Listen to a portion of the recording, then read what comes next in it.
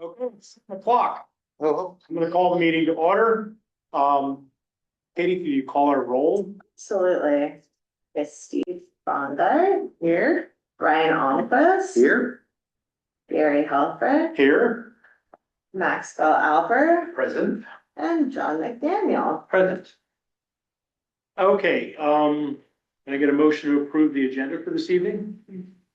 I move that we approve the agenda for this evening. Second. Okay. Does anybody need to abstain from anything in this evening's agenda? I'm not sure how the one works. I just need to abstain from From the decision, P. Okay. yeah. Okay, so just make a note that her own was not going to vote on that item.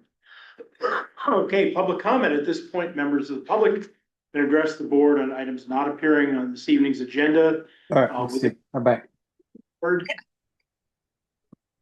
And comments are limited to 3 minutes per speaker. And I'll first start in here, recognize Kathy. Or, yeah, please, Annette, please give us your name so that we can enter it into the minutes. Okay, sorry. Kathy Anderson. And I would like to bring up on the board, hopefully it'll be on the agenda in the next couple of months, beach maintenance. I would like to see the playground taken care of, spruced up, and probably needs a paint job. I think that would be really good.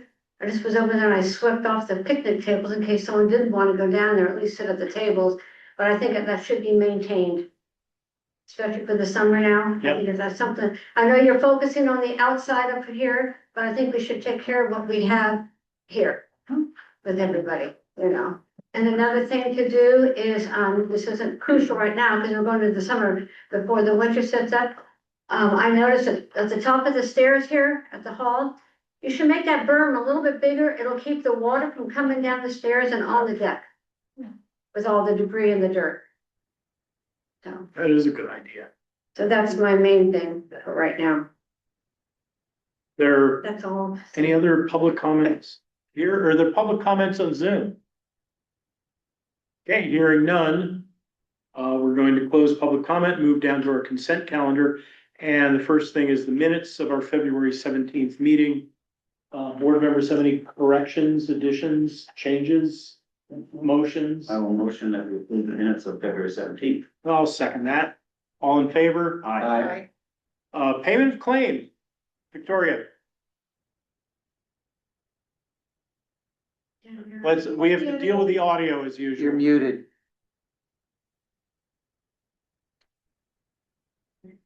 Okay, there we are. So we have the warrants, and we have our usual vendors that we are paying. We have our usual vendors that we are paying, and we have two new ones this month. One is the Gorilla Roofing for the work they did in cleaning our roof. And the other one is XIO for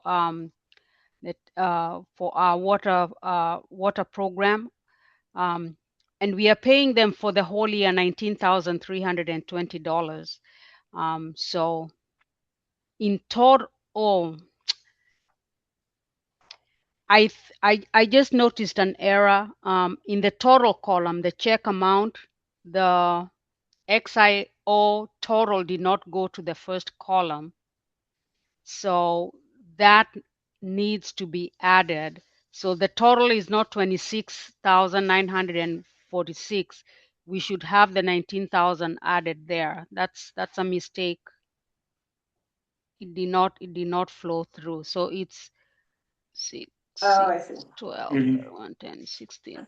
The total is 46,266.22. XIO did the 19,320 did not get to the total column. So our warrant this Our total warrants this month are 46,262 and 22 cents. Quick Any question, Yes, the inside, invoice, is that one of the three-way split invoices that was delivered to? To Alliance and Alliance and to Occidental, Occidental, okay. yeah. So that was a big- we're actually owed on that from those two entities, as it's a three-way split. It's Yeah, on a percentage of- Right. I can tell you real quick what our portion was.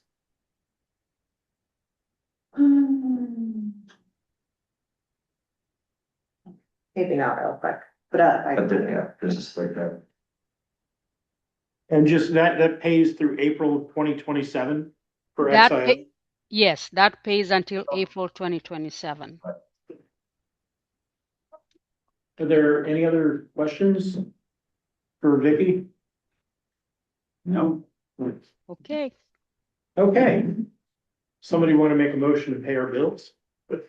I'll make a motion to pair, I'll second. Okay, all in favor? Aye. Financial and admin.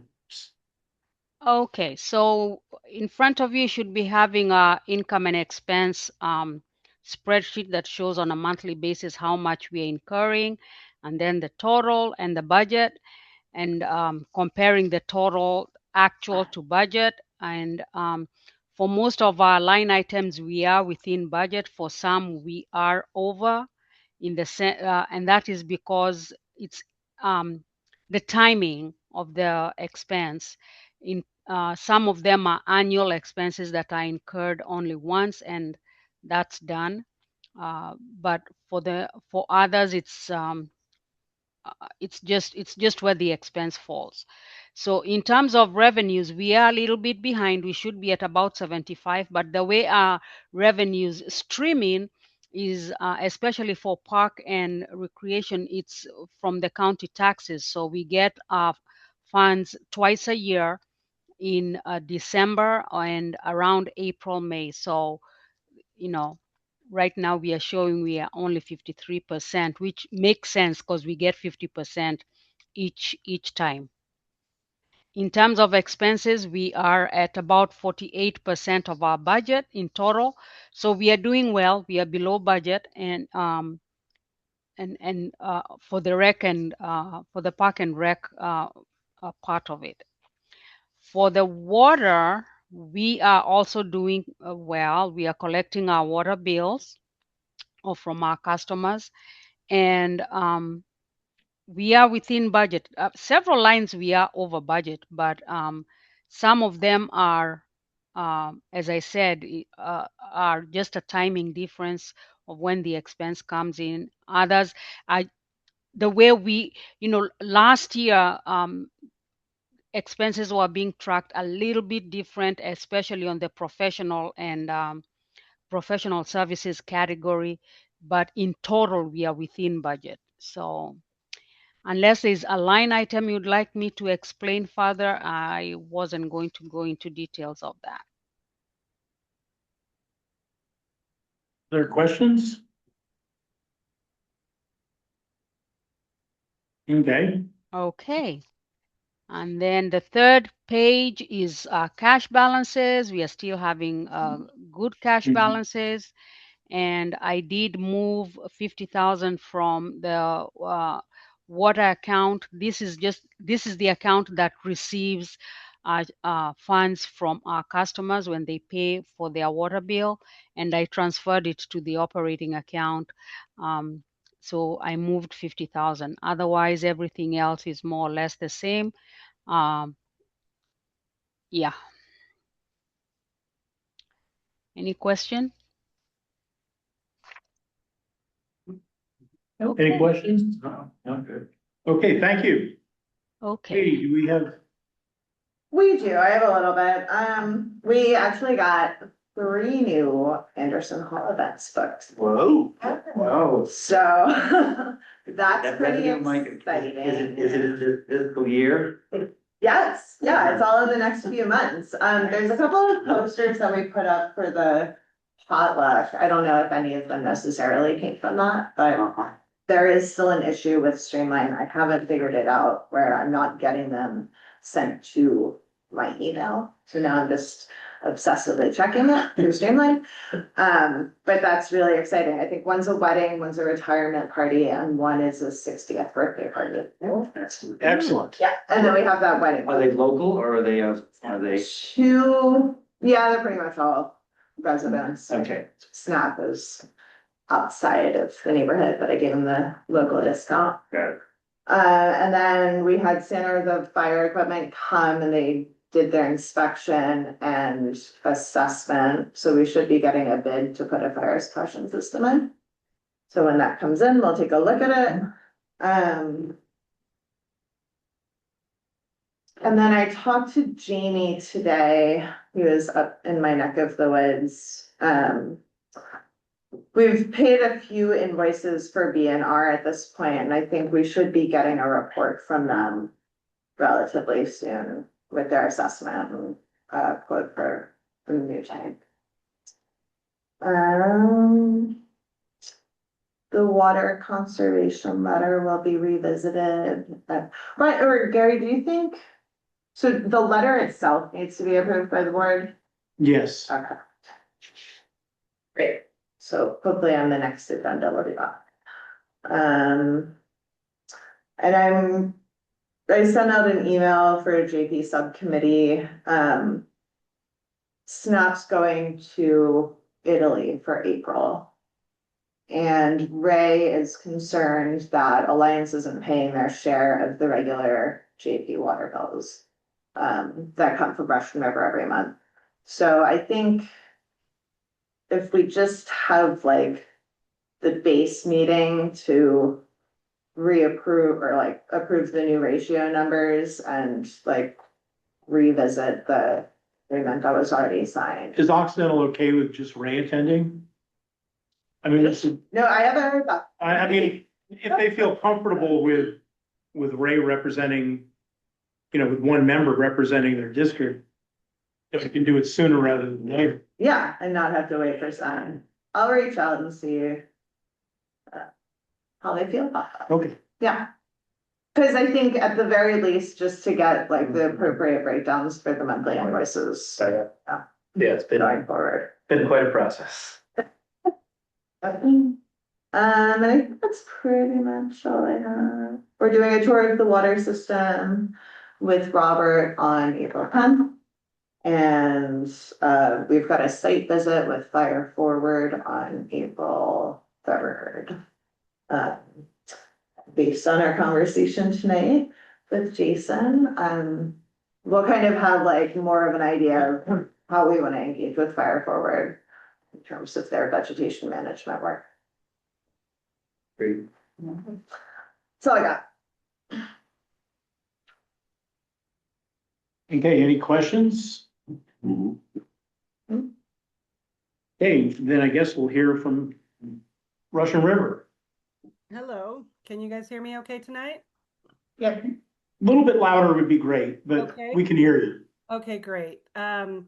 Yeah, so nothing to report on the water system itself. Everything is going smoothly as normal. The only thing Jamie and I talked this afternoon and Katie hit that point was finding out any updates on the joint committee status. And that's Okay. so are there any updates on that? Oh, I just kind of gave the update. Yeah. Yeah. That's where I'm at. I haven't gotten a response from anyone. I mean, I think it would be great to get a meeting to approve the ratio on the books. So we're gonna see if we can do that with only Ray attending from the Occidental subcommittee. I mean, I included everybody involved on the email, but I am aware that Alliance most likely will not be responding. So I'm not chasing them anymore, but I did give them the XIO invoice. And I maybe we'll. Oh, I'm so sorry. No, it's okay. We can't hear you though. I'm happy to reach out to them as well and help out with that. With Alliance? Yeah, to just try to get a hold of anybody to get some action going. Oh, well, I mean, I've talked to Jim Lewis like 2 or 3 times, but Oh, okay. in terms of like getting anything done, they don't respond. So, Understood. but I think somebody maybe at the Occidental meeting said like they pay their bills. So as long as we get payment from them, Yeah. how involved they are, But but it would be good to formally make the Yes. agreement. Agreed. so. Agreed. Any other questions for Stephanie? Nope, no. Nope. Thank Thank you. Thank you. Okay, so I guess we can move down to our regular agenda. And the first thing is a water leakage forgiveness request. Well, we've got the audit presentation. Oh, The that's audit true. report. Oh, Yes, don't. oh, yes. So much more. No, that's way more important. I was just skimming right on down there. Too quickly. Okay. Go ahead, Vicki. Okay, so we got our audit report for the year ending 6/30/2025, and it is a clean report. This is a really nice document for you to read and enjoy reading on a Saturday afternoon. You know, it's if you really wanted to know what's happening with the district financially, this is a good document to read.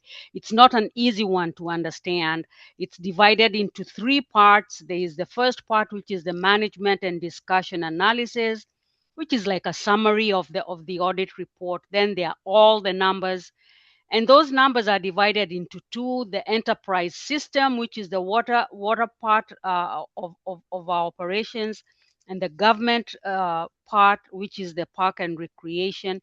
And then the third part is the footnotes that gives you additional information about the numbers.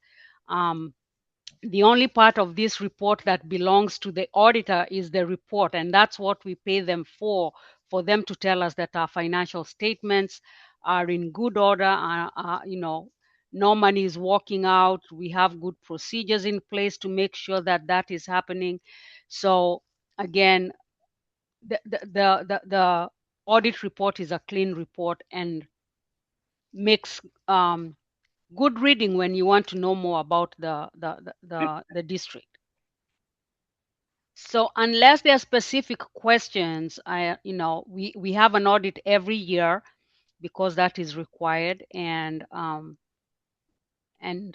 for the past several years we've been getting a clean report, which is important. I'd only like to comment, make a quick thank you to Vicki for her work on this. For those that you don't know, Victoria picked up in the middle of the fiscal year, the responsibility of doing our financial work. So picking up some work that had been done by someone for about 25 years, she jumped right in and was able to provide the auditor with the correct information. So thank you very much. You're most welcome. Our numbers all straightened out, corrected. And now we get to start on next year's budget. Yes. Yes.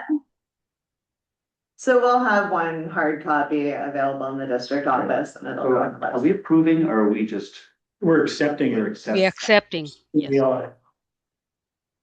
I guess let's have a motion that we accept it. So I would move that we accept the independent audit report for fiscal year ending in 2025. I'll second. All in favor? Aye. Okay.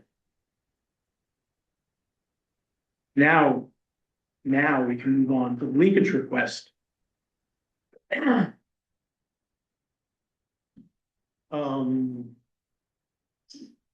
water leakage. But we allow a one-time forgiveness of water leak. You can only do this once every 5 years, and so we always caution people, if you're going to ask for this, it's usually not a good idea to do it for a small amount of money, because then if you have a real leak, you're gonna have to pay the bill. So, but in this case, it was a water leak over 2 months that used up $2,100 of water. So that's pretty significant. And what was done to correct the leak? We have any information on that? Steph, have you talked to them at all? I have not talked to them, but it's confirmed that they did repair the leak. And it's our policy across all of the water systems that we don't consider forgiveness until the leak is confirmed repaired. Right. Right, we usually, in the our past practice has been, we'd like to see, you know, a bill from a plumber, a bill for materials. We want to see some written evidence that the work was done. So if we approve it, I think it should be, releasing the money should be conditioned on receiving that written evidence. Wasn't it in the letter that they wrote? Thought it was just a valve that was left open. Did I misread that? That's what they said. An expensive valve. That's a lot of water for an open valve. That's what I thought. Yeah, I mean, that's my reading of it, that it's an open spigot. They were. How many gallons of water was that roughly? Do you have any idea? I don't have that information with me, I'm sorry. Because I mean, it would be tens of thousands of gallons. Have we, I'm trying to remember, if, I know we encouraged people to come, to the board. You usually do. Yeah, they I don't- usually do. Yeah, I don't know if that's been a requirement. I think it is helpful. I mean, as someone who, we did have a leak, it was $5,000. Oh. You know, it was like, yeah, I mean, it's like, you know, redwoods can absorb a lot of water, turns out. So I do think it is a helpful thing. I don't wanna I'm not trying to break with past precedent, but I think that, having people come and have a conversation is a very helpful thing. That usually, you're correct, that has been our practice. Yeah, I should have right, reached out to them. Right, I would determine whether or not they're actually present, or they, you know, because they did say the house was empty for a period of time. Right. So at least have a representative here, or they can just attend a Zoom, you know, I guess. Right. I think I think that what we asked for was, in the past, was just proof of repair. Okay, Right. and but saying it was an open valve, just, That's what I'm questioning now as well. yeah, Because then is it negligence, or is it an accident, or? well, even if it was, that's another thing we have to consider is if it was negligence, I don't think, our code is kind of silent on the cause, it's just that you have to fix it, and then you can't do it again for 5 years. Right. When it happened to me, I had to have a plumber come and check, and he wrote, you know, it was snapped, but he said, there is nothing broken. Right. And so it was, you know, an unexplained loss, and I was gone at the time. Right. So, you know, there was no way for me to know. So if it was somebody stealing the water, or somebody, you know, something, whatever, but he came and did the, you know, exam, and there's some valve, and they could check. There was no leak. So, And he gave that to you guys, so instead of. okay, Yeah. let's, Nothing. Yep. bring it back to still board deliberation here. What about carrying this over until next month and There's some sending a letter Clarification. to Grace and Ivan Lee saying that we would like them to attend the next meeting so that we could, you know, discuss the leak and what was done to correct it. Yes, I will reach out to them and let them know. And, you know, remind them that they can attend on Zoom. They don't need to be here in person. Okay. Do we need to? I guess we don't, because if there wasn't anything that was broken, I'm just trying to think of like making sure that they understand that we would be interested in, you know, having, like, I think in Vaughn's example, like having a plumber go through or somebody to do something. You know, what I'm trying to avoid is a situation where they come in a month from now, they say, oh, okay, I didn't know it. Now then they have to go get a plumber, and then all of a sudden, you know, because $2,100 is not a small sum of money, and just making sure that we're in as best communication with them as possible. And if it was something as silly as a valve left open, that's great. And I would be okay with, face to face or face to Zoom, having them say, yeah, that's what we did and that's what happened. But that would And then the best world is it was some sort of deficiency, failure, something like that. And there was an actual repair done to their system. That's going to be the easiest for us to do. But I think also tell them we're not prejudicing our decision by putting it off. We just want to hear from them directly. If they're Right. interested in getting $2,100, they should be interested in 10 minutes of their time, third Agreed. Tuesday of next month. Agreed, yeah, and it won't be a full credit either. It would be an adjustment. Right. based on average usage or usage Right. based on the previous Correct. usage in the same time period. Okay. It's reasonable.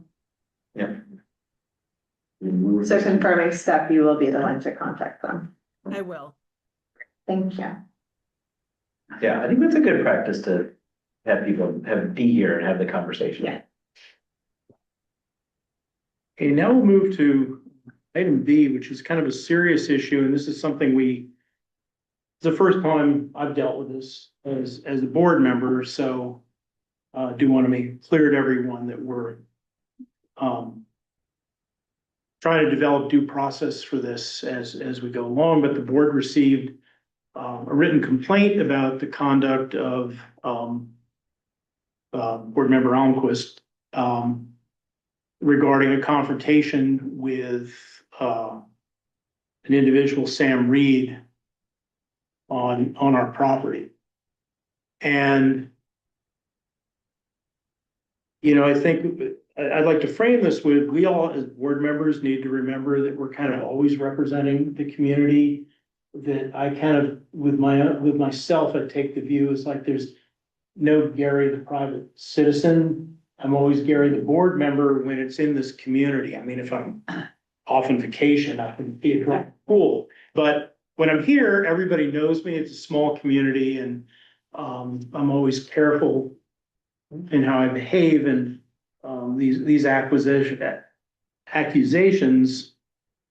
in here don't seem to reflect that sort of behavior. But we also have only heard one side of this. So I'm assuming everyone has read. The way I'd like to do this is everyone has read this. I'd like to hear Brian's side of it. And then if there's another side, we'd want to hear that. And then the board can decide on what to do. And also maybe we need to do some changes in how we manage and sign our property. You can read the letter first.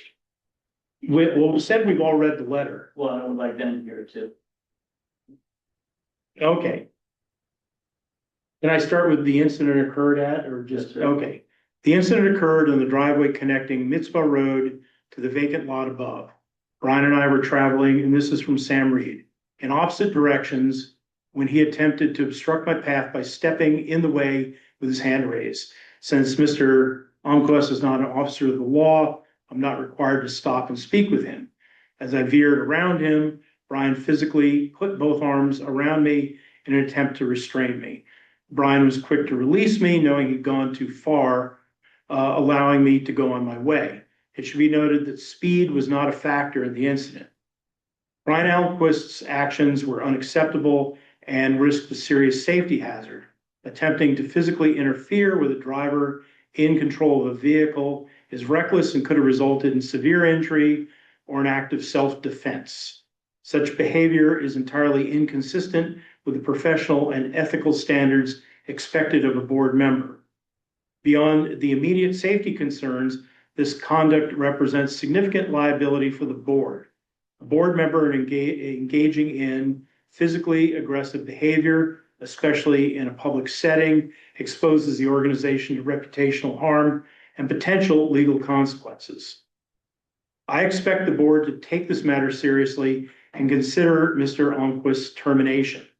Appropriate disciplinary action must be considered to ensure this type of behavior is not repeated and to uphold the integrity of the board. Brian Almquist's actions are a clear representation of his poor decision-making, and it shows he is in no condition to be part of the board that makes decisions for community, signed Sam Reed. That's, and I just want to put one small thing in here because I really want to wait till we come back to the board, but as elected officials, only the voters can remove one of us from office. So we have no ability to remove each other from office. But that said, then I'd like to hear from Brian and your version of what you think happened. Okay, And I want to be clear too, as we said in the beginning, Brian is not going to get to vote on the outcome. He's here, once again, in terms of due process, we need to hear both sides of the story. This letter represents one side, the board needs to hear the other side. On Friday, February 27th, my wife and I were walking our dog when we observed Sam Reed. I did not know his name at the time. Ride his three-wheeler up the gravel road extending from the end of Mizpah Street, turn east at the Hampton Fire Road, then come back, crossing the gravel road, and continue west along the Hampton Fire Road. We started up the gravel road, and shortly after, Sam reappeared at the intersection above us and turned down the gravel drive. I raised my hand indicating I'd like Sam to stop, as I intended to let him know that he was in Camp Meeker Forest and that motor vehicles were not allowed. As Sam passed to my left, I reached up and put my left hand on his upper arm, further indicating that I wanted to stop. I wanted him to stop so I could speak with him. He turned toward me, but continued down the drive. A short while later, I heard Sam shouting something, presumably at me, but I could not distinguish what he was saying. My wife and dog and I continued our walk, and were joined shortly after by Katie Sherwin, who had just had a discussion with Sam regarding our interaction. I think, I'm going to defer to John quite a bit on this, just because you have more expertise in this type of mediation. But I think my initial comment is it's the making physical contact with someone, in my mind, crosses a line that there shouldn't. Seagull. We're having our deliberations here. You'll have a chance to speak. So that, I think, was inappropriate. Had we posted the signs yet saying that motor vehicles are prohibited? There is not a sign that trucks yet. Okay, so there's no signage up there. Not a doubt. Okay. Sure. Don? I think that clearly we have two stories that are somewhat corroborate one another. I think that the fact that there was physical contact cannot be denied. Whether the physical contact was in error because the moving vehicle came into the hand, or did the hand go into the moving vehicle? These are questions that we don't really know the answer to, but I think we have to consider that it was a two-party interaction. With that said, if we're looking at the intention, the intention in my mind was to point out the fact that the Camp Meeker Forest open space preserve per our recreation and covenants do not allow for motor vehicles to be forced. With that said, the board has not posted at that entrance to the park at this point in time. So my feeling is ultimately that the takeaway from this is to give Brian the opportunity to express any remorse or apology for the action, but also for the board to take the situation as an impetus to post signs with park rules and regulations immediately. Yes, And that would be my take from the situation. because it does highlight the need to make everybody aware of what the rules. So I think just to reiterate, my feeling is that give Ryan the opportunity to acknowledge that there may have been a misstep. And give the gentleman an opportunity to speak, and then for the board's action to be to post the sign so that it's there I think that's the direction, that's my. Back to you. Yeah, I acknowledge that I should not have made contact. Putting my hand up should have been sufficient. So I apologize for that. Thank you. I'd like to note that you were on a private easement, a driveway per se, from that property to the next. I was not in the park itself. There is no easement there. There is no easement. There is an easement there. Sonoma County is not allowed to sell a property without legal roadway to that property. That's true, but there's not an easement. That's an easement right there. Bottom line is, when you physically put your arms around me, that is considered assault in the court of law. You are not allowed to touch me without, under any circumstances. I would have the right to have a lawsuit against you. If you pull me off of my quad and I had serious injury, I think you say this is part of your parts, you all will be facing a lawsuit. You are not allowed to touch somebody. You are members of a board. You make the rules and regulations, but you do not enforce them. That's the job of a peace officer. If you have a problem with somebody there, you call law enforcement and you get them over there at their discretion, whenever that is, but you are not allowed to physically touch them. If it happens again, you know, you can have a lawsuit, you can have an act of self-defense. Are you prepared for that? So I'd like to jump in here. Yeah. If that's okay. So I mean, I think, first of all, I just want to say, I think it's really important that we take this seriously, Mhm. right? This is, and I, you know, these challenging issues come up, and I just want to recognize and appreciate, you know, Brian, like you recognizing, you know, things that you could do better, right? And I think that's always what we need to do. And so I appreciate that. And I'm wondering, you know, Sam, if there's anything that, in addition to, you know, Brian apologizing, not saying we can do anything, but is there anything that you are asking for? I mean, honestly, I'm asking for his termination, but I know, like you said, that's up to the voters to decide.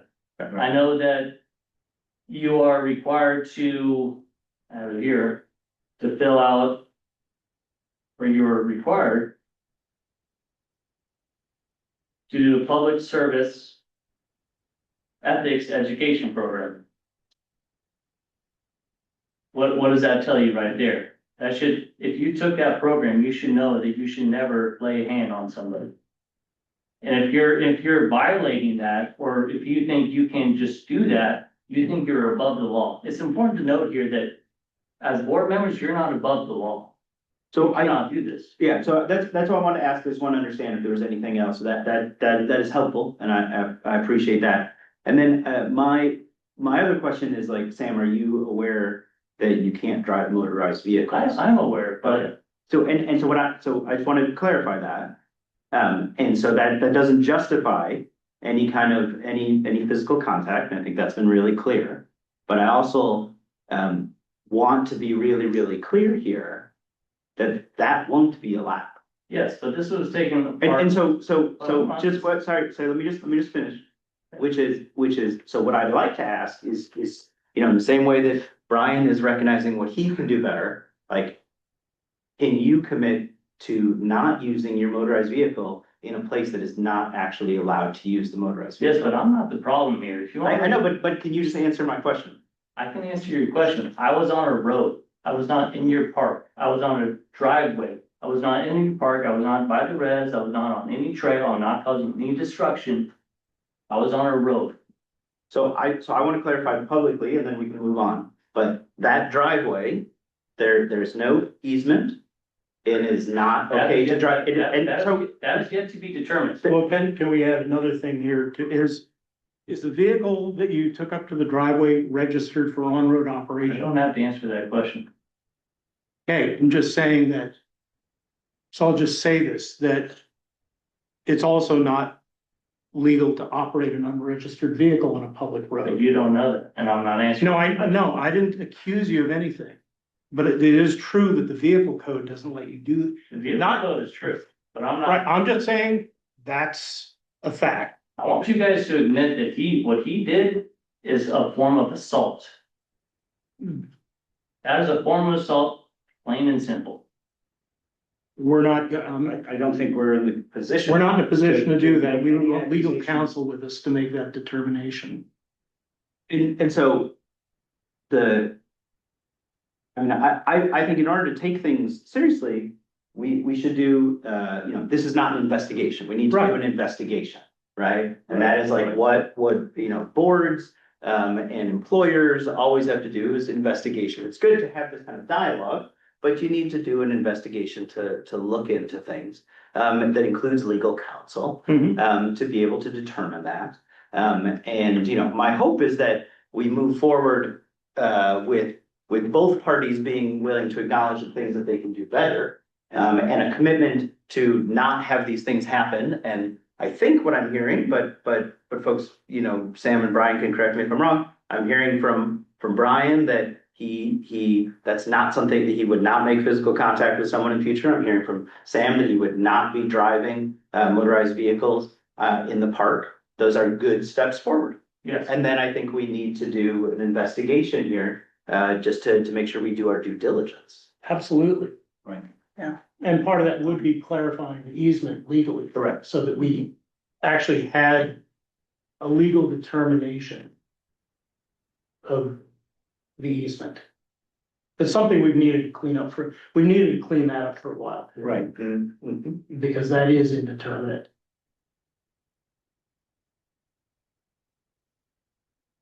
What are you thinking we should do next? I would put it back to Sam, what is it you'd like the board to do within our capacity? What would work for you that we could do within our capacity at this point, based on what's been presented here?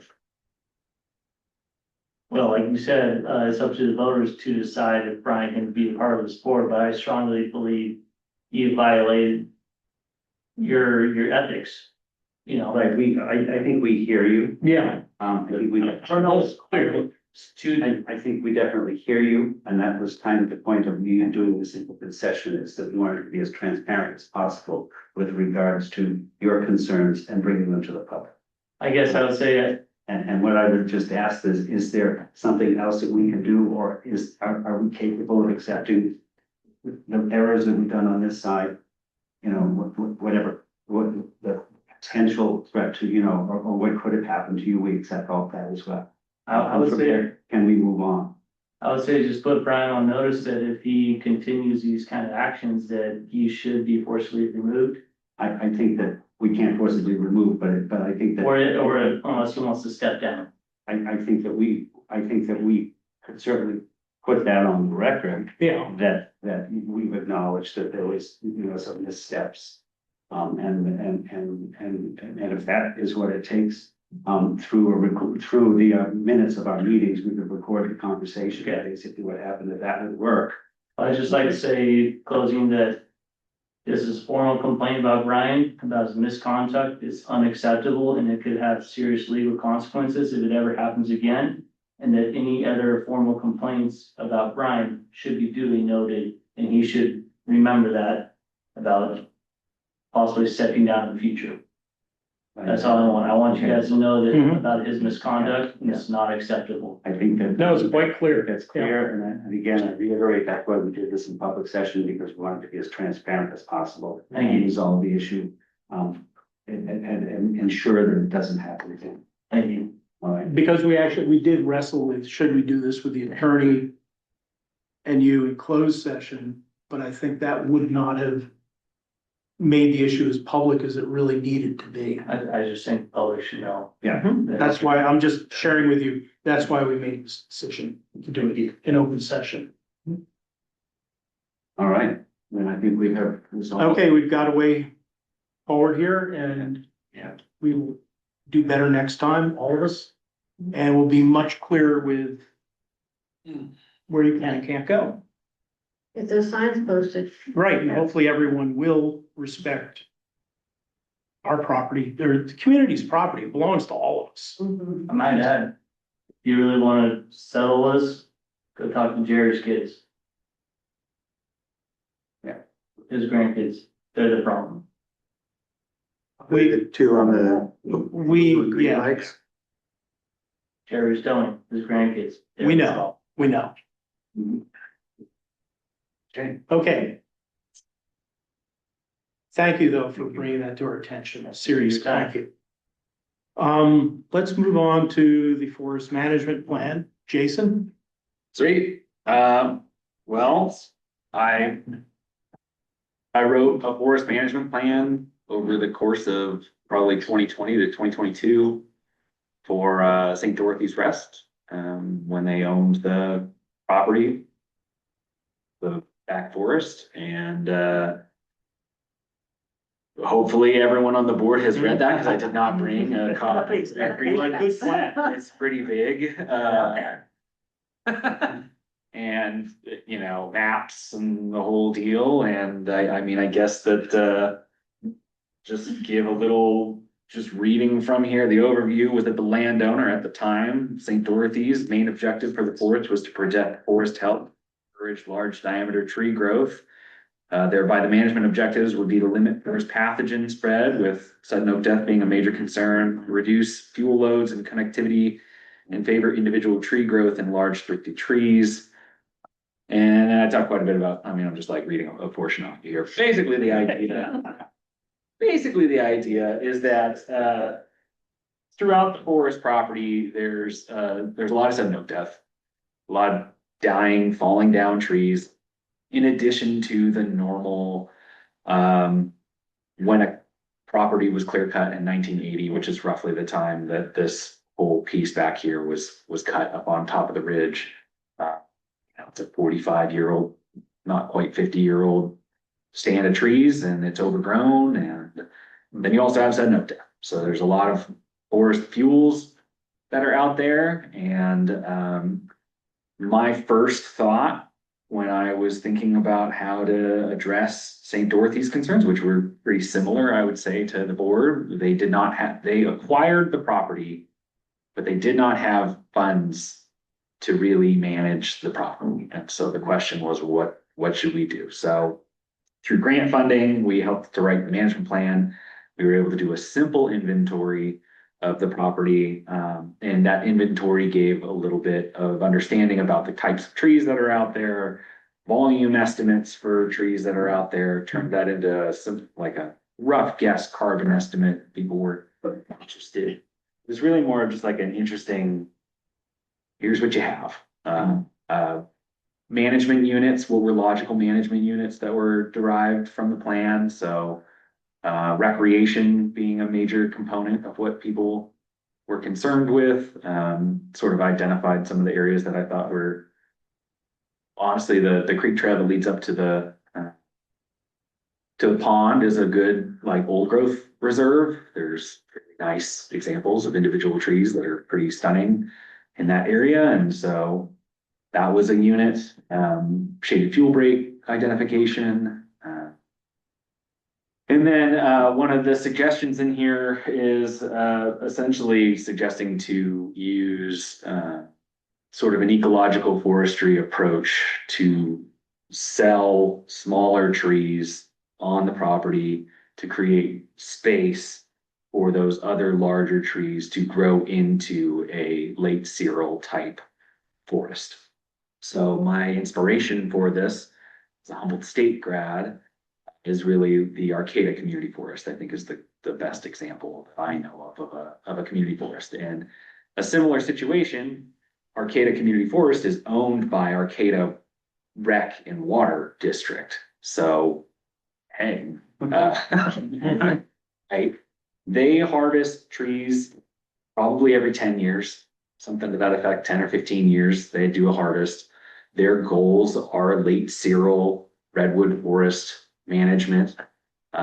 Revenue from the sale of timber goes back into the management of the property. They have a heck of a disc golf course, so I did put that also in the management plan. There's ample opportunity for a disc golf course. Is there one closer to Taylor Mountain to us?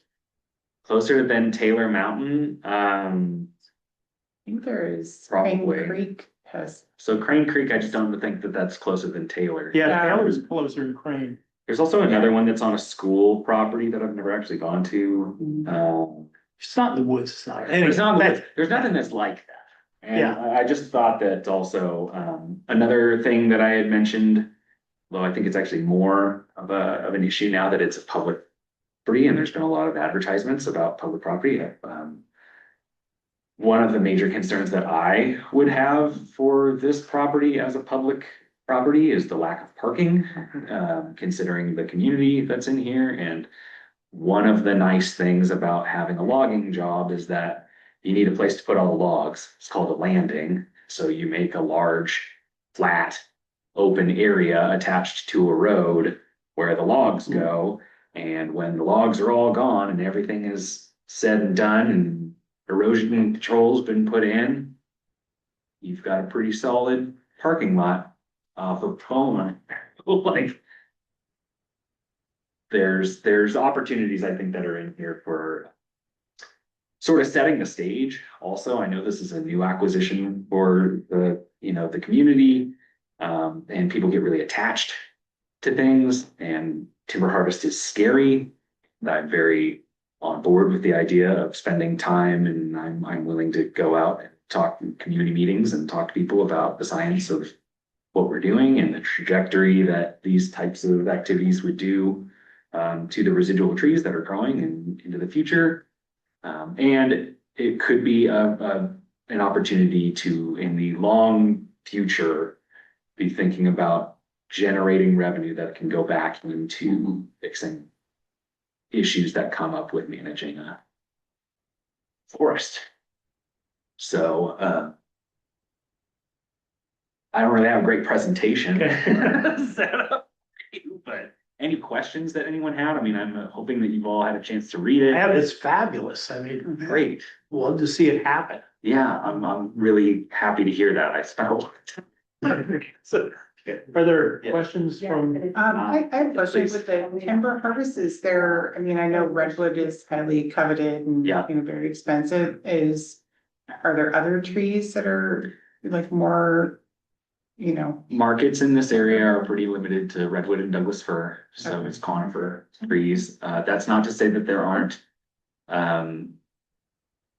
smaller markets that might be available. Something that comes to mind is the Green Valley Mill.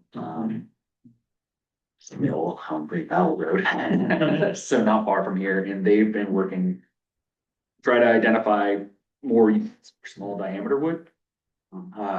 There's been a lot of research and time spent trying to figure out how to make markets out of like tan oak and other sorts of things. But I think that Green Valley Mill might be a place where they, over time, could develop future markets or be thinking about how to, utilize some of this material because it is.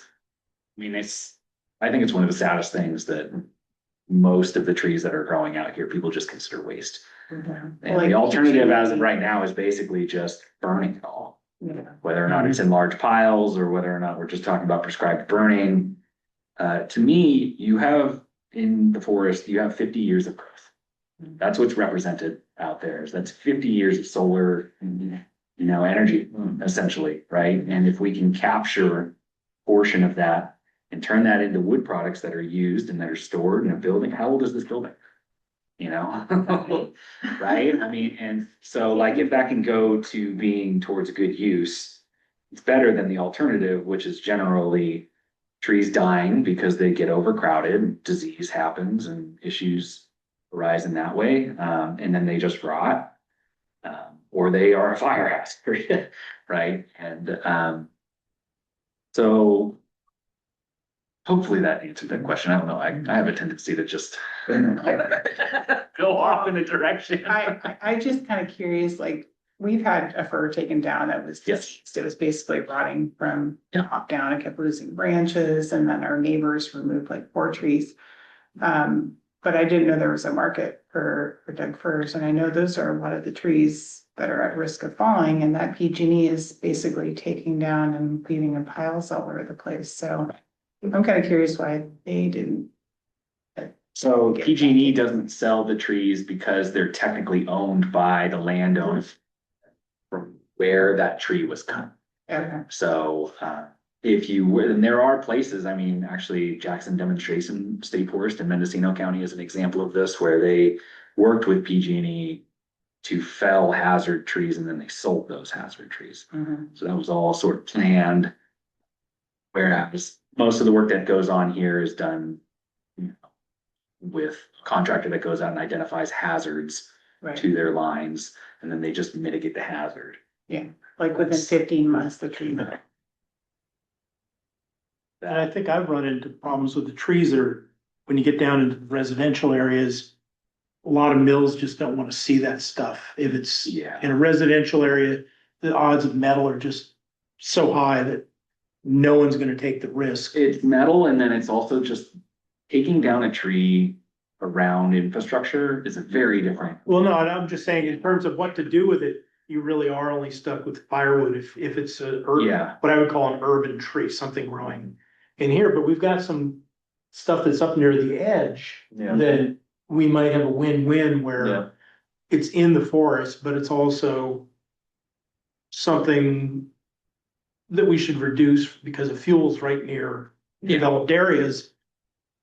And hopefully that could turn into lumber, because you get a lot of lumber. We finally found someone to do one of our trees and we're still working on it 20 years later. And we're still using the pot for lumber, firewood. We're still building with it. No. I'm curious what your current thinking is on best treatments for the stands of, like, you know, sudden oak death, that trees have grown and it's diseased and they're slowly dying, just covering such a large area. What's your current views on It depends on where it's feasible to do work, but we'll jump into that soon about a forest health grant. Yeah. But essentially what I had recommended in here was where you can and where there's dead tan oak that are down, that you are dealing with that fuel material, however feasible, whether or not it's pile burning or mastication is using a large Yeah. forestry mulcher, essentially, that obliterates it. And then planting redwood or planting other trees. So competing with the trees that are there. And so anytime you're trying to do planting, and anytime that you're opening up large gaps in the canopy that would be needed for trees to come back, although in this case it would have been done because the trees died, there is a discussion of potential select herbicide use that would need to be considered. And so I would defer to qualified pest applicators, so people who are like very familiar with chemical application and usage. I also understand that is a huge issue for a lot of people. We have a lot of herbicide use in our world today. And I just think it's important also to talk about the facts of how herbicide is used in a forestry application like this. It's not anywhere near as much as what goes into your food system. So, and the idea being that if you were to use something like that, it would be targeted for things that are like Scotch broom, right? So an invasive species that's coming in, that's very difficult to manage in other ways. To take that out of the toolbox makes it really difficult for an integrated pest management solution. And then if you were planting trees, the idea is that you might do a one-time application to knock back. Essentially, the tan oak would have stored carbohydrate and energy in the root system. Yeah. So they're able to, if you cut a tan oak down, it it. comes back very quickly. And Yeah. you trying to plant a tree with a root system that's this big has a difficult time getting above the tan oak. So you would treat the tan oak and then you'd plant. And then when the tree gets tall enough, everything about forestry is about light competition. It's all about managing the canopy and making sure that the trees that you want to live have enough light to be able to grow. And so it would not be a sustained, we're not going out and I'm not talking about even thinking about like a roadside, we're spraying this thing every year. It would be targeted applications. And my recommendation would be that if you were ever thinking about using herbicide, that you are involving the use of a qualified, licensed pesticide applicator. So But that's a great question too, because I know those are things that like Mhm. draw responses from people. Yeah. Especially when we're considering that this is like a forest that is protecting the watershed, that is Yeah. bringing water into the community. That's kind of something that people are gonna be. We're gonna kill trees, we're gonna spray herbicide. Yeah. Yeah. We're they're gonna leave the one tree to hang us from. There will be a lot more than one tree. We'll be burned. I think that highlights that, I think critical aspect of this is getting out in front of it and messaging what we're doing and making sure that everyone is, at least if they're against it, they're very aware of what we're doing as Yes. opposed to coming from the rumor mill. So Yep. I think public outreach is gonna be critical. And I'm happy to have any conversations that people need to have, series of workshops, series of discussions with the community about what it is that we're doing. Ironically, when this property was last logged, it was the site of a large lawsuit that went to the water board and actually changed statewide forestry regulations. So, the Camp Meeker water supply really actually like push water course buffers in logging in through the state. So it's a unique property in that way. And that's to say that things have changed a lot in terms of forest practice in the last 50 years. And I think that if the idea is that you want to be promoting habitat, I think people are starting to come around to the idea that, an active hand is needed in a lot of these situations. The forest didn't come this way, And so thinking about like what it is that the goals of management are and how you think about how forests grow into what you would like to see it in the future was kind of point of having a starter plan.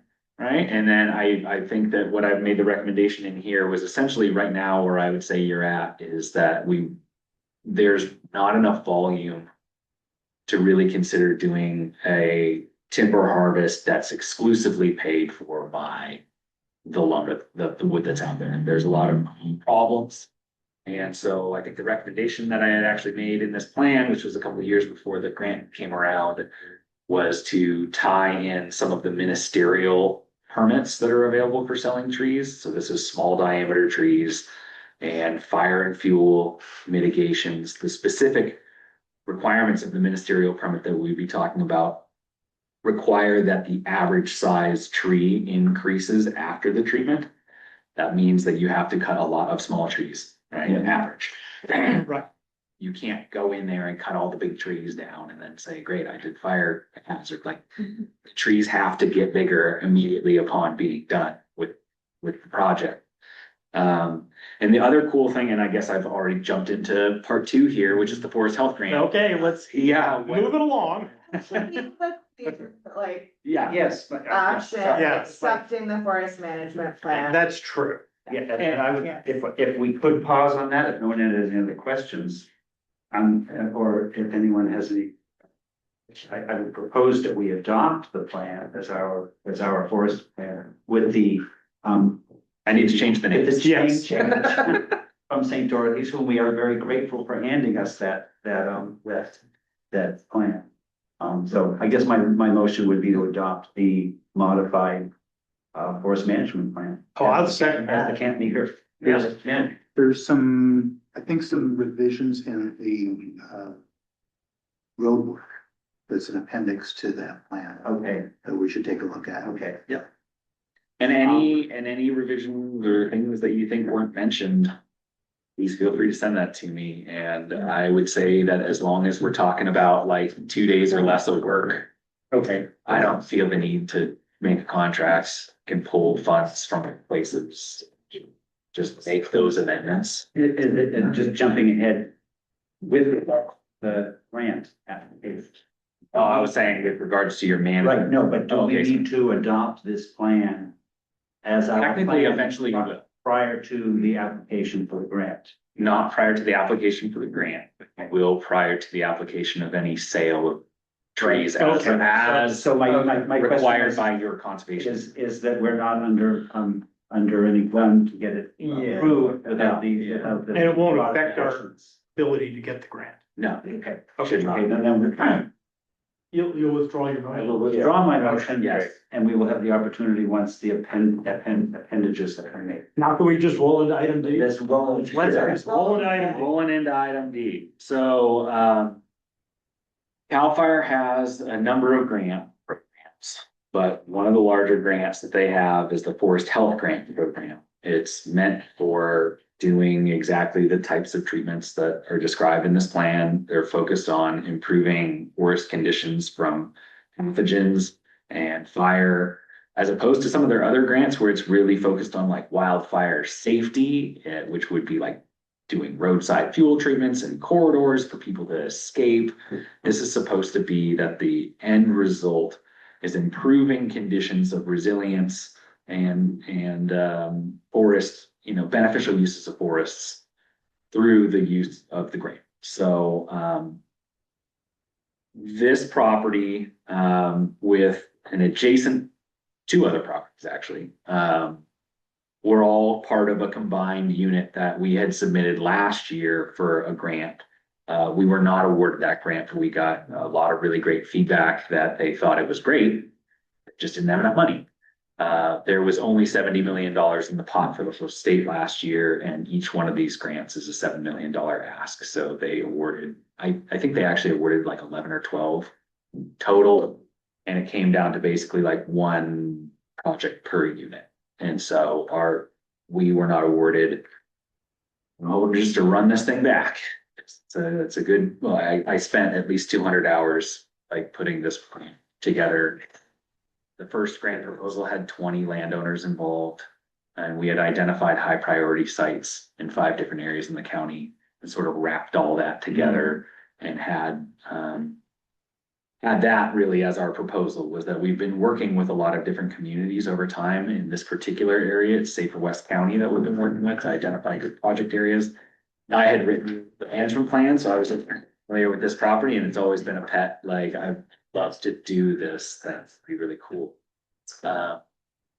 So the big thing is that the main area that would have any sort of like logging treatment was going to be up on flat that's adjacent to the Chenoweth and like basically the southwestern most corner on the flats. So almost all of the work is limited to slopes under 30%. We're doing that for cost savings and for ease. There is access to that area across another property that goes to Willow Creek. One of the nice things about having your timber harvest plan as your permit is that you are required to fix your roads through a timber harvest. Most grants do not let you, and including this grant, they don't let you do road work as a fixable problem. But your permit requires. So the conversation that I had had with CAL FIRE prior to submitting last year was essentially like, hey, I know you said that we're not allowed to use grant funds for this, but we're about to sell wood, or we're proposing to sell wood. All of the proceeds that come off of this have to go back into the project. That is one of the requirements of the Forest Health Grant. It's considered match. And they agreed prior to any requirement for any money having to go into mastication and prescribed fire treatments that are going to be on this whole thing, that we would need to fix our roads. And so we had identified at least 2 road crossings that were on, what is it, Hampton?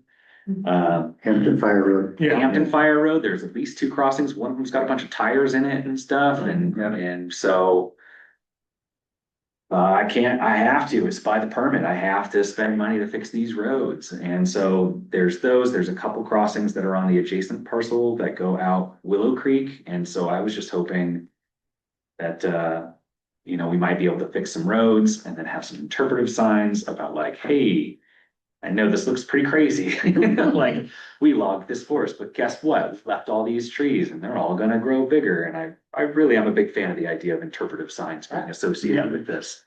And we used this money, and the money that was generated from the forest went to fix these roads, because these were roads that were putting sediment into the creeks that are killing fish. And guess what? We did all of that from the revenue, from the resource that's growing here, and we're growing more of it, and we're growing it faster now at a faster rate than we would have been prior to the treatment. So if I could a sign that tells people. Right. That would be great. And then if people had a demonstration forest in Sonoma County, that would be amazing because the closest demonstration forests we have are Jackson Demonstration Forest in Mendocino, or I guess Cada. You know, there's really not a lot of places where people can see where people are using logging like effectively and for an ecological approach on a public property. So it's exciting to me. Yeah, and that project, just to wrap it up, is like, so there's the commercial thin harvest, so that's taking out medium to small sized trees and under. The management plan states essentially that in terms of redwood, most of the volume out there is in trees that are over 30 inches, and so we would never touch any of that. And then half of the remaining volume, I think, was in even, was it? Basically, I remember thinking that there's about 6,000 board feet to the acre that is available from this ministerial permit. And gonna be leaving a lot of big trees. Yeah. And we were gonna follow that up with mastication, so running a large mulcher up there and knocking down dead brush and things and sort of having a fuel bed. And we had included a budget for Fire Forward to lead a prescribed burn to then burn the area, which hopefully then we'll just be able to plant that area and not have to use a lot of herbicide. But we've got it in the budget in case it's necessary for anything that comes up, like, oh, broom is here, deal with it. The tan oak or well, I don't know what we would need, but it's in the budget. So hopefully setting us up for a new stand of trees to grow up under, and then increasing the size of the trees that are residual, and paying for a significant amount of fire and fuels mitigation work right above the community would be great.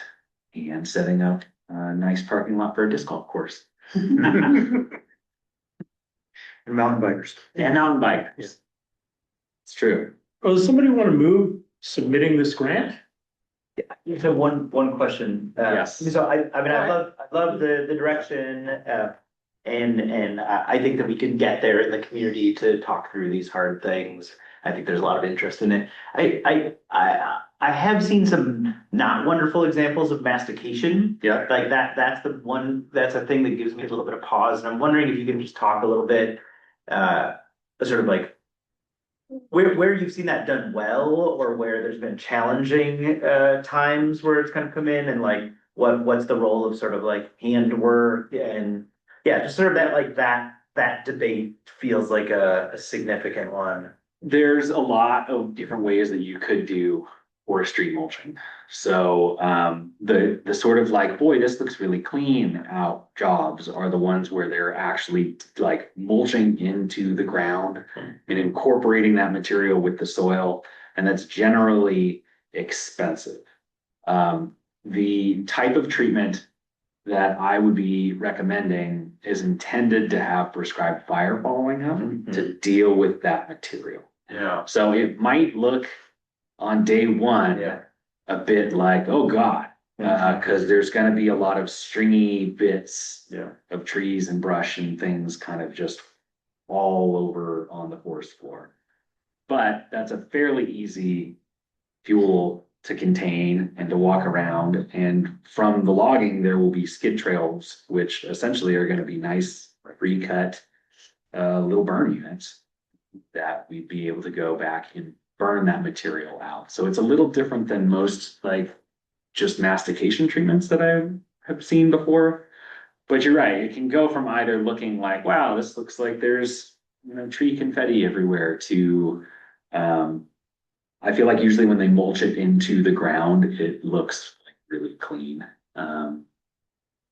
And I don't think that I would go for the mulching because I actually want that material to burn. So it's sort of like there's a stepped approach that would go to that. And then I don't recommend, and we wouldn't have a contractor like mulching anything that's probably in the like over 10 inches range, because it's just not efficient to use that time, and so anything that's bigger than that would be felled. And then, material from that could be piled and burned from the smaller stuff. Not a big fan of really trying for fire to be managing small or large fuels. A big log is not your major fire concern. It takes a lot. It's just like starting a campfire. You don't start with the biggest log and throw it out there and try to put a match on it. Like you need considerable amounts of energy to get that to actually burn. So the more that you can work with the crews and reduce the work that people are doing on things that aren't actually bringing your fire and fuels. And then that also leaves large wood on site, which is good. Habitat eventually it'll break down. And I don't know if I answered your question or not, but totally, there's like totally. one, And then is this grant is this also with a few adjoining properties? So the adjoining properties that go to Willow Creek specifically, and then there's one That more. green property? That's the green property, Yeah. and then the Two Sisters. Okay, great. Property is on board as well. And then nearby, but not contiguous with this, Alliance Redwood and Westminster also units that are in this particular project. And then what's the last question? What is then the process? I mean, hopefully we get awarded it. That'd be great. Then what is the process of sort of determining contractors and like timeframe and things like that? So interesting question, because there's a lot actually changing with this right now. Recently, there was legislation that was passed that talked about fuels reduction and prevailing wage and the requirements for having prevailing wage for fuel reduction contractors. There are exemptions to it that apply to private lands, not to public. So that's something that you guys are going to need to consider in the future when you're doing this sort of work. If you're doing it for fuel reduction, just for fuel reduction, you're going to need to find a contractor that's meeting prevailing wage requirements. For this is a logging job. So it would be bid as a logging job, and it's not technically fuel reduction. It's a logging job. And then when we do the prescribed fire and grazing are also exempt from that new law. So this is probably the only time that you guys are going to get away with not necessarily having to do prevailing wage for any of the fuels work on this property, but you are going to need to consider prevailing wage for any future hand crew fuel reduction focused work on the property. And from what I've seen, they have the labor rate associated with that, which is it's a pretty good rate. So it won't be cheap to do this kind of work in the future, and it's a bit of a cheat code, I guess, to say like it's a logging job, but also you are required to be a licensed timber operator. It is specifically being done under a timber harvest permit, which is an equivalent process to CEQA. And so I feel comfortable that it would come across as like, well, we logged and we sold trees and it falls under this sort of thing. And that is not specifically fuels reduction, although hazard mitigation is a requirement within a job. So like you have to meet hazard mitigation in some way. We just will meet our hazard mitigation with an exceptionally robust hazard mitigation strategy that involves mastication. Realistically, we'll do mastication and then we'll close out that permit. Be done with the logging side, and we'll get the inspectors to come out once it's masticated fuel bed and everything will meet that, and then that would be done. And then we would be thinking about prescribed burning, not through the timber harvest permit, but we would cover that through a Cal ETP document, which is the California Vegetation Treatment Environmental Impact Report. It's a statewide EIR that Goldridge RCD, and I should have clarified that my day job I get paid for by Sonoma RCD, but I also am I work so close. A lot of times I forget to say, we're in Goldridge's district. So they would be the lead agency for a future prescribed. And yeah. Great. That's super helpful. Thanks for sharing. Other Well, we thought about it. I I think the only thing would be to be very transparent and maybe like on our website or through some kind of like mailing, like what's gonna happen, like before work would be done. Any kind of, you know, explaining the process and why it's a good thing, so people don't start freaking out. Like, oh, they're cutting, I mean, Yeah. in some cases, cutting down trees because they're dangerous is good, but like all of a sudden you see timber trucks or, you know, notifications on masturbation and prescribed burning, like making that very transparent to the community, like. And there will be times that block off sections of the forest. Be not safe for people to be out there with a masticator throwing chips, whatever, all over the place.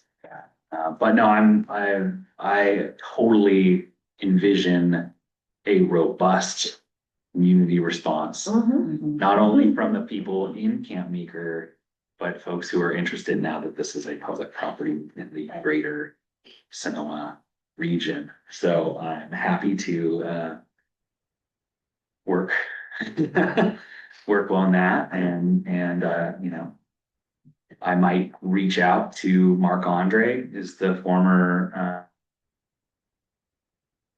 See this on. manager. Yeah. So I emailed him free policies and particularly like dangerous drugs and how they handle that, and I haven't heard back yet. okay. I'd like to have a meeting with him. I'm sorry, go ahead. No, You were gonna say. that's great to know. Like you're in contact with him because he was the manager of the Arcata Community Forest for 30 years. And so I think that there's a lot that he would be able to help with a public outreach and maybe showing that forest. Obviously, like we have very different forests. The Arcata Community Forest background trees are like 120 years old, and these are 50. Right. But the hope would be that we might have trees as big as that in less time than 50 years. Because you're thinning it out, and promoting the growth of those trees. Brian, you had a question. I did. So if we don't get this grant, is there the possibility for funding it the same process through other means? We've got IPAOM money potentially coming in, and we could request basically the funding for that project through IPAOM, through Ag and Open Space. I don't think. We were gonna probably be getting like $1.5 million for this project, so maybe not as big as what we were going for here, but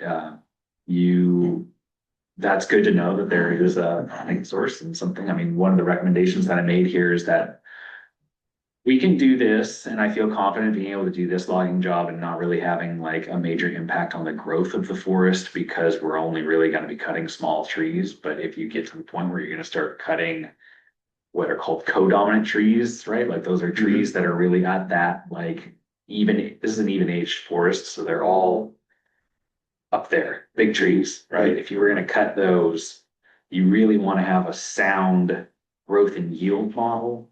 It's going to probably require more measurements than I took to get you really a good idea of what your forest is growing at and what it's capable of growing, and to have a sustainable harvest regime long term, you can't cut more than you grow.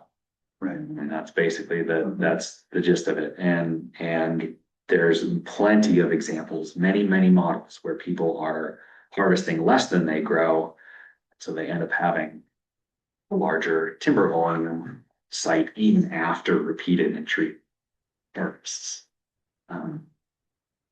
So that would be my recommendation. And so if there is funding through that process, that might be something that you consider long term. If we can get this grant. The funding is just short term, so it would be for this initial project. It's kind of a backstop if we don't get the grant for this initial work.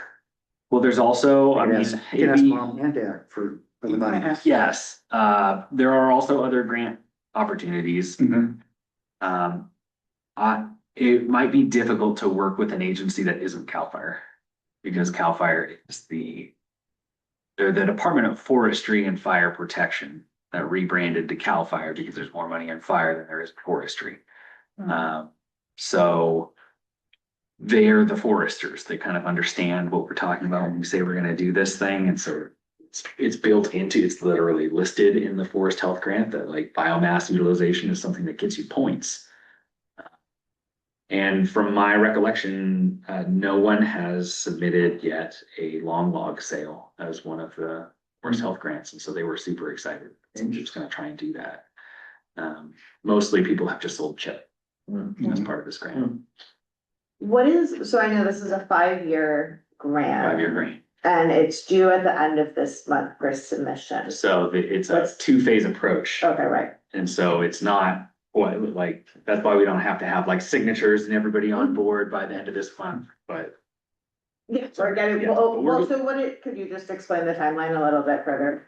So we're doing the initial, Line would basically be, we will do the first round. We reach out to CAL FIRE. If CAL FIRE says that they're interested, please apply. We would then do our second phase application. That I think is in like June. So realistically, we probably won't find out if we were awarded this until probably closer to September.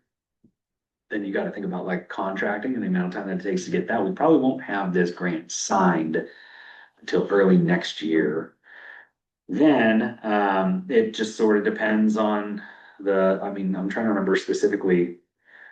The way it was set up last year was a little different than necessarily what it has to be because we didn't have CEQA compliance for this area yet. Although now, well, I'm pretty confident that we will have CEQA compliance by next year at this time. But I think our original idea was that we were going to work on 2 different projects that have already had all the surveys completed. So botanical and archaeological compliance, that kind of stuff is done. Kind of the nice thing about having 5 different project areas. This was going to be starting on year 2 of the overall project. I don't think that's a bad timeline to keep because that gives us time to spend with community outreach and getting people on board and talking to people about the why are we doing this and here's the management plan. You can just have meetings about the management plan. And then that would set us up so that if it's year 2 of the grant, then that's 2 years, 3 years away. We don't even get it for the first year, and then you have to have a second year. No, it's still only 2 years. But anyway, it gives us time to be able to do whatever public outreach we need to do, science talk about how trees grow, that kind of thing. question, is the project management handled by RCD? RCD. So before we go, because this is just the proposal, I want to be clear, it's not, we're getting in planning. Yes. So Gotcha. great, it's so great, but it's just a proposal. Anyone want to approve submitting the grant proposal? Or do we want it to come back? Well, can I just have one clarifying question, which is, this is submitting like interest. Yeah, And then what would be a process for us to be able to offer, like, if then a proposal, if they're interested, then you write a proposal. What's the process for us to be able to be involved in that? I guess, in ways that are helpful, not Right, certainly no, like, I hear you know a lot more about this than any of us, so don't want to be, you know. I think what they want is actually fairly detailed. And so they want like a work plan. Yeah. And that's where I have just been telling all of our partners, like, please just let me resubmit so I don't have to remake a whole work plan.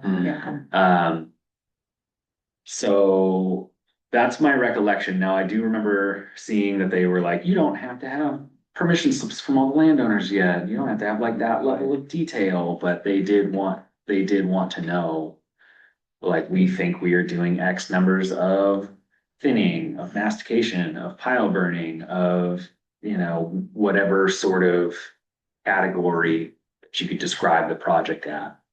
So I think they want to know that kind of information up front, and doesn't mean that there's not opportunities for discussion about the exact how does that go down, but the project area that was identified, we basically are covering acreage for a biomass utilization, that's the timber harvest, mastication, prescribed fire, and reforestation. And that the narrative is improving tree growth, reducing fire and fuels, and managing sudden oak death and forest pathogens. So then, Hopefully that answered that. I don't know. It's well, I guess the thing I'm trying to understand is what needs to be submitted by the end of the month is that we're interested, and you're saying ideally it's just saying we're actually doing this, the same proposal, Yeah. right? yes. And so is there, What action do you need from us? yeah, Oh, the action that I need from you, I mean, I don't necessarily know if I needed a formal action, but I just needed. That's easy. I just needed to know that you guys are. yes. Yes, It's we're like on board. Yes, we're on board. And it doesn't have to be a, you know, we will eventually need signed permission slips, Which but I I believe that that is I believe that is a round two. Right, Like, yeah, okay. if CAL FIRE says like, yeah, we're interested, we'll need to have like letters of commitment. Okay, From- so you've got what you need, which is, Yeah. I have what I need, which is that everybody, Okay. nobody on here was like, Great. this is a terrible idea. If you could just say, I mean, because I've looked at the forest management plan, but I don't think I've seen the grant proposal. If it's It still was hyperlink, it's. Oh, okay, in the great, action. sorry, okay. Yeah, or in the and agenda. go clicky, Got it, Also- got it. right there, quickie. And I Oh, think that okay, that, there I you think go. I have some of the volume. Got it, thank you. Copied and pasted from there that show the distribution Yeah, of tree perfect. sizes and Okay, what would actually thank you. get cut and what would be. Perfect. It So, was actually previously signed by John. yeah, I did notice that too, and I was like, I helped my case. So we said, So, okay, well, Great. we got one more forest thing. this Yeah, evening. and so that it all kind of. It's it's. So it all comes together. And it's all in Which- the interest of getting money for the forest. We need, Um, that's what they So- did in Holland Heights, the Taylor Mountain. so this is what we've come up with based on months of reaching out for quotes from various people and, researching other ag and open space IPAOM, proposals that have been approved. It's incorporating a lot of what Jason was talking about, including an appendix from the healthy management plan. Or, sorry, the St. Dots Forest Management Plan, that has to do with road work. So some of the road work, which is technically not permissible in the ag and open space, funding, but these are, like legacy logging Yeah. roads, and so there are more trails, and so we're angling our request for the money to work on the culverts and erosion controls and whatnot. It's presented as such that it would be, you know, to the benefit of the environment. So that's like a big chunk of it, and the previous estimate that we had was from 2022, so it's beefed up for inflation, but it's not. I don't have real-time numbers on how much things like that cost. We've got the quotes for the dam stabilization in there. We've got a lot of community outreach, funding in there because a lot of this work require substantial community outreach. So it all kind of integrates together.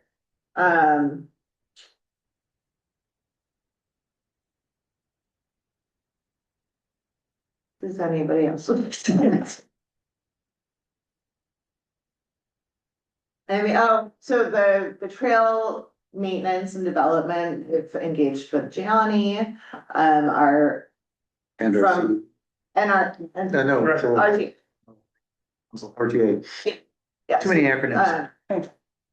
We've come to an agreement with Gianni, just a loose conversational agreement, that if we hosted regular volunteer work days, which are part of their membership, is that they have volunteer days to work on the trails. If we hosted a couple of those a month and like provided breakfast and lunch, that they would come out and work on our trails, and they were stoked about it. And I think it sounds like a really cool collaborative effort to do a lot of the trail work. I don't think the larger trail development would happen until year 2 probably. And we would probably engage with Redwood Trails Alliance to do that work, and that's gonna require secret permitting and. Well, that's, they're good at that. Right, right, and so they're very familiar with those processes. The vast majority of the proposed trail work is stuff that jail could do. There's some bridges, there's a couple of fairly intense trails on steep slopes that RTA and their more heavy equipment would be required for, but of the, what do we got? Only 3 miles of new trail. 2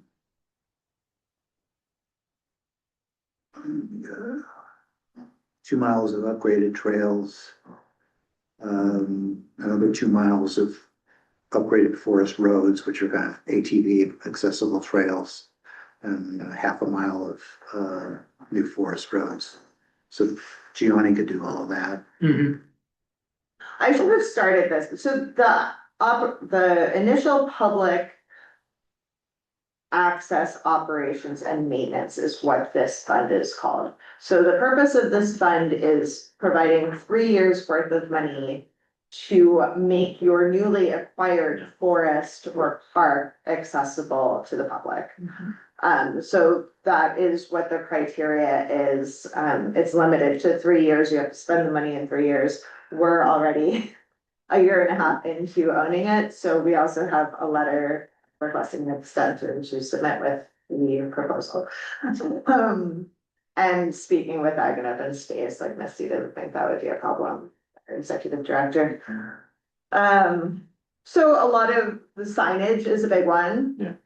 We've looked at what regional parks has been doing with some of those properties, like the Monterey extension.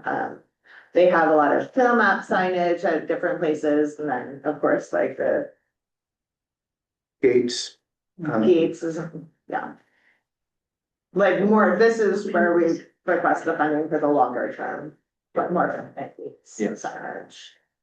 Brian identified 90 sites for trail markers. 90 trail markers, there's a lot of trails. What, did, Snap, did his ankle better? Because you were mentioning he's gonna be in Italy for all of April. Was there a, We will not be getting a site visit from Gianni before Snap goes away. Is that what you're asking? Yes. That's what I We weren't able to have Gianni come out to do the full site visit because Snap had an injury. But yeah, it'll be good to have him out. Probably this. is he kind of like the deciding factor on what and when that would start, like without him? Yeah, I believe he's involved in He's a all of force, it. he's a force of nature with Johnny's, and the name, But he came up with the name. Yeah. Oh, you should hear some of his trail names. Yeah. The trails around here. Gianni He has some good a lot of stories.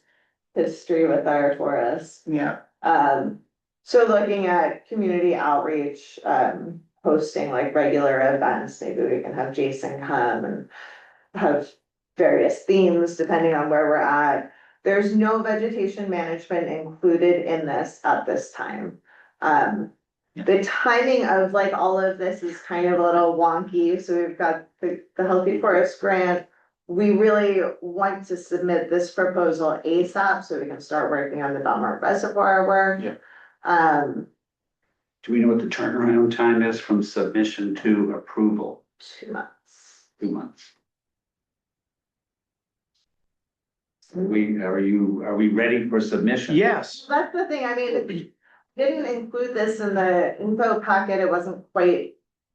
I needed some. Is it okay to wait updates. another month before we submit? We can, yeah, and I can get this out to you and you guys. Or can we just provide direction and authorize board vice president to submit? I still want to go through this a little bit more detail. Okay, that's fine. I want to. I'm just trying to move. Yeah, no, I want to move it faster too, and maybe, if we need to, we can have a short, a meeting in 2 weeks, just to look at that. Okay. If it needs board approval. I think it actually would be really great to have some more feedback into, just even like what the cost we've come up with. We're basically going right off of Appendix K, which was created by John Green. Sure. And it's for the road work. And then adjusted for inflation, but you know, it's. Is there a guidance that Ag and Open Space is giving on what is the total that we can ask for? There is no limit. No, Okay, well, I mean, so that, I mean, that, cause I mean, it's great, I love it, and also I just wanna make sure we don't put in, we don't, yeah. Short. Yeah, so Yeah, so that- that's the one thing of like, and can we, if there aren't limits, we can find out what the total budget is for the IPAOM Right. and make sure we're under that. Yeah, it's a good place to start. And I just know I that think it like was like if 17 they million last year. didn't approve one part of it, that the whole thing would necessarily be excluded. We're kind of right in between the two examples of approved proposals. Okay. Yeah, I mean, I would just encourage us to, like, things always cost more than Yeah. we think, and so let's think go as bold as we can, Didn't we but I decide love on it. 30% for contingency? We kept the 20% contingency inflated for the RCD estimates for the road work.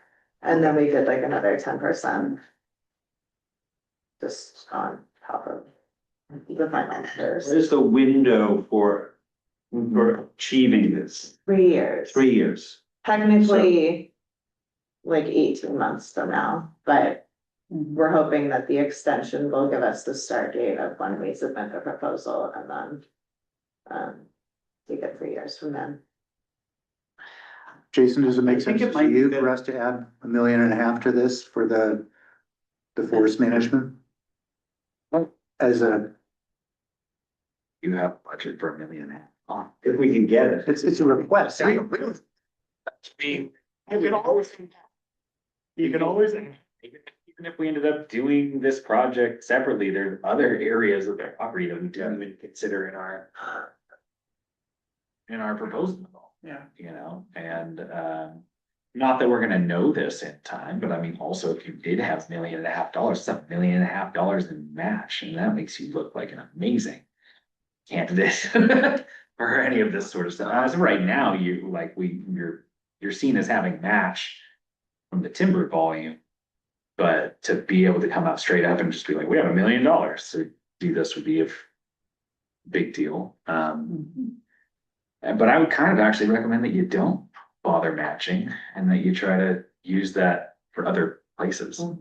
Right. And then if they granted you that, and then we also got you funding through Forest Health Grant, I would say use the Forest Health Grant for the stuff that's out there, and then use $1 million for training hazard trees on your property away from people's houses. Yes. And focus on the things that aren't really gonna be a sale and are always gonna be a thorn in your side. Well, and actually, Public safety. to be more mundane, you know, if they'll accept it, it'd be great to fix our parking lot. So They won't accept I that. know, which is really too bad, because that is critical. Oh, I know, Provide I access, really yeah. did make a very good. But, case. okay, for instance, but if we want to develop parking up in the open space, they'd give us money for that? No, No. I don't, Okay. so, So parking just isn't covered. The only way you're getting parking is by logging job. No, permanent, You're a but nice permanent, space. permanent develop ADA compatible parking, real. Oh, God, yeah. unpaved parking areas. They'll do unpaved parking areas? I think, yeah. Improvements may include basic recreational amenities such as natural surface, multi-use trails, unpaved parking areas, fencing, gates, related signage. That's basically unpaved. Yeah. And you know, I'm looking Another like, year or two. so she sent us the Wildlands Conservancy proposal for a Sarah Americano, as well as one for up in Cloverdale, Sweetwater, Soda Springs. You do not want to look at the estate. No, I'm not, Plan. I'm just, what make is, there's no vegetation management included in either of the Okay. proposals. Okay. Whether it could be like, the point of this is to make it accessible to the public, so I don't know Right. that long-term. The other thing too about, we should ask for everything we need, but we should also realize essentially we got 2 construction seasons that we gotta get this done. Right. Yeah, so we shouldn't ask, the worst thing, I think, we get awarded the big mega grant and it's more than 2 years worth of work. Oh, right.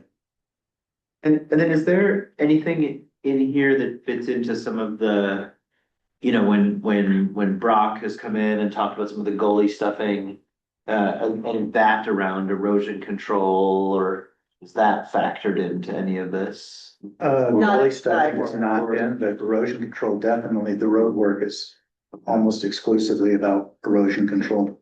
I mean, is that like similar to your idea on sort of adding something, is that something that we think like that kind of improvement has been included in other proposals? Sort of or would that, is that? They're multi-use, they're roads, but they're multi-use trails, so Right. they're all unpaved. And we're getting rid of, we're mitigating the issues where they're dumping a lot of debris into the streams and into Dutchville Creek. So I'm pretty confident that that'll pass, and that's a major portion of the ask here. That's the 400. The legacy Yeah. corridor. Is there any breakdown of each one of these categories that has little itemized? We do, we have a spreadsheet, it needs to be reformatted because I initially had it broken down year by year, like you're right, but a lot of this work will occur over the course Over a of the period of 3-year time. period, so we're gonna change the formatting of the spreadsheet to coincide more directly, Just to but it is. And break it broken down, break it down, so, by, kind of like by project. right, right. You know, so that, yeah, the roads are this, Yeah. the trails are And then this. you've got kind of a date as well as, yes. Yeah, so we can put numbers behind bids and That would be- put it into a Gantt chart, that kind of stuff. That would be interesting to look at. I mean, I think this is great. and You if have there- access to that. And if we need, I mean, if we need to do, depending on what you all think in terms of how fast we need to move, I mean, I think we could move towards, you know, giving authority to submit it. Or if you don't think it's that urgent, we could do it next month, then that's fine, but. It'd be better to do it quicker. It definitely would, they've been very patient I with think, us. I kind of agree with you. I'd like to see it going forward as Yeah, quickly as possible. Yeah. And you have done a good job at driving it thus Yeah. far. Yep. Don't think we're gonna see anything that we didn't ask for. So no, I just want to make sure that we've got everything accounted for in here, so we don't. Right. Yeah, I mean, that seems like the only thing, which I don't think needs to come back to the board. I think, you know. no, you've got It's just like direction. check, Okay. yeah, check to make sure that we're not underbidding, and then, I mean, the one area that I would say, like, if there is ability to move the community outreach and stewardship up, because that's gonna help in all these other proposals, and like. For sure. Oh, yeah. So that's the one area, like, I don't know, I wouldn't be able to tell you anything on the other numbers, but that one, let's crank it up, because it will help for so many other proposals. So I'm gonna make a motion that, we approve Brian submitting the application, subject to modifications discussed at this meeting. Okay, I'll second that. All in favor? Aye. Good, we've moved it on. Can I just make another? No, that, You know, it's been voted, but I'm making a request for an accommodation or so it's something something that will fall within your proposal. yes. And that would be to just beef up the administrative fees, because there's going to be accounting. Always. Correct. Always. Yeah. There as well. Yeah. Yeah, and this is really basically $20,000 a year if you're looking at it on a 3-year, Yeah. which based on a lot of things is probably not enough. So if you could beef that up a little bit, I think we would all benefit. Okay, This are- that's now incorporated in the motion, Yeah. and the correction received at this meeting. Yeah. Okay, it's Okay, incorporate exactly. yeah, good. Do we have any director's reports? No, good. Just super Yeah, quick. Yeah, let me be quick. Yeah. Signage, as we heard earlier, there is not signs everywhere. There's a sign, the gate up at the top of McCollister is locked and signed. The gate at Hampton, the Hampton Fire Road is locked. It's not our lock, however, and signed. And I'm working on the other signs and posts for that. The one at, there's a sign at, Washington. There is not a gate there yet. I'll get a sign up on all of the other ones, ASAP, and then start working on gates. Much appreciated. Yes. And then just a quick report, had a very successful social club. Thank you to everyone for helping do that. Awesome attendance. And I think there's a lot of interest in having more conversations on the forest. And good vibes all around, and we'll just keep it going. Here's the next one. Any other ones? No other reports? Good, I'll move adjournment. Once a quarter, that's when they're. I'm moving adjournment. A second. Okay, all in favor? Aye. But don't leave anyway. Yes, I know, we've decided. These cannot be. These trying this. Sorry.